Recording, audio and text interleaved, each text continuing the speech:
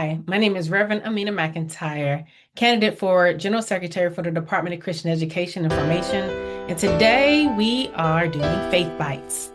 Faith Bites, as a reminder, is just a way of us recalling the recipes that our families have always passed down and our church parents have always passed down so that we might be able to rethink them and use them now for the work that we are doing. And today we're actually going to talk about Easter and Easter prep.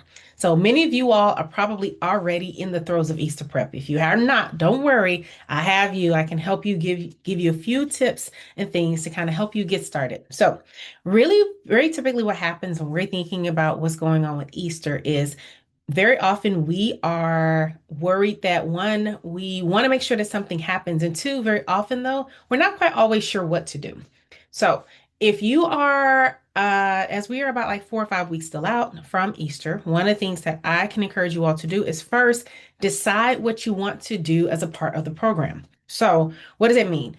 Talk to your pastor to make sure that you can do something. If you're going to do it during Sunday school, talk to your pastor to make sure that they're okay with you doing a Sunday school segment. If you want to do it in the middle of service, ask the pastor where in the service you can do this particular program so you know exactly how long the service might possibly be.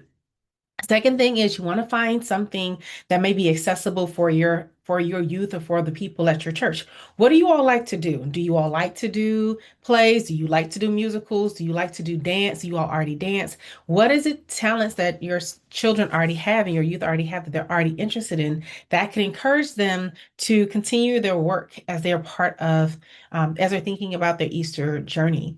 And the next thing I would encourage you all to do is to see if you can find something online that is there. Look for Easter songs. There are plenty of songs that come up around Easter Sunday, especially in African American tradition. If you are interested in everything from He Rose for the babies and the youth, from He Decided to Die to other Why Do You Cry? Kirk Franklin is another one that people often think through.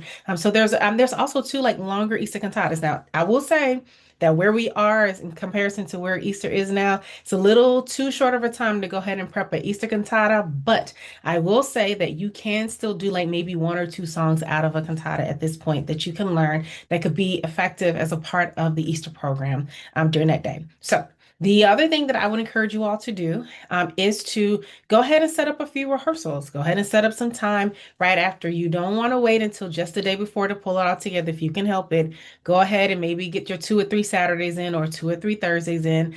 Maybe you already have choir rehearsal built in. See if you can do some things during the choir rehearsals that are already built into the time. And maybe see also if you can do some things that are already built into maybe if you have children's church during the middle of the day, see if you can do some like take the children's hour out during children's church to help develop and to work with those. Maybe use the Sunday school time to help develop whatever you will have during the middle of for the Easter celebration purposes. The idea is to think about ways that you can tangibly go ahead and make it happen.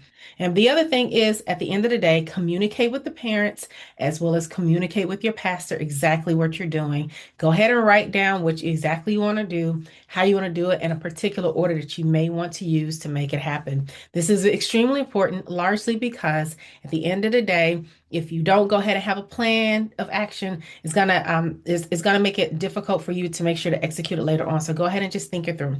The last thing I will say is if you are someone who is very good at doing Easter scripts or I mean Easter skits or Easter plays, particularly if you're or particularly Easter speeches is really where I'm going. If you're really thinking about Easter skits, Easter plays, and Easter speeches, you can still do a short play. I would do something like maybe 10 minutes or less within the next couple of weeks and find something that is really closely related to the scripture at this point, or see if you can get your youth to find something or an idea that is really important to them that they can possibly come up with and something that's very quick for them to memorize that they actually really like.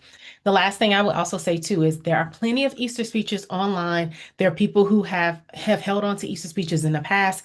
Ask your people around to see what they have. There are different kinds of things or different kinds of websites. You can also do a quick Google search. You can also go to my website, imaginewithamina.com, and I can make sure that there are links that are posted there for you to look at different Easter speeches and different things that are all collective that you could potentially use in your services. This has been your Faith Bites around Easter Part 1. Next time we'll talk about Easter, I will talk about how to help with memorizing, how you can help someone how to teach someone to memorize, and how you, if you are the one who is doing the memorizing, some ways for you to help memorize Easter speeches. This is again Amina McIntyre, and this has been Faith Bites. We can smile every day, knowing God made a way. So my smile is here to stay, so we can smile anyway. We can smile every day.